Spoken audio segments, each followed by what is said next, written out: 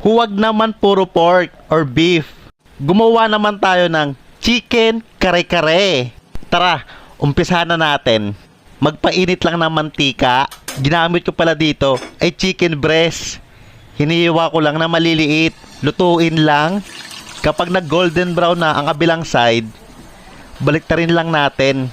Kahit ano pong parte ng manok, pwede po yan. Kapag luto na, iset aside lang muna natin. Gagamit lang tayo dito ng chicken oil or inasal oil. Dahil meron na rin itong ingredient na atsuete.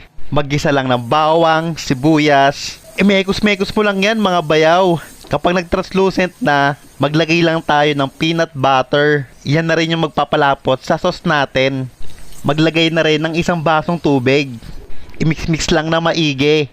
At timplahan ng paminta, patis. At pwede natin ilagay ang mga gulay natin. Pechay,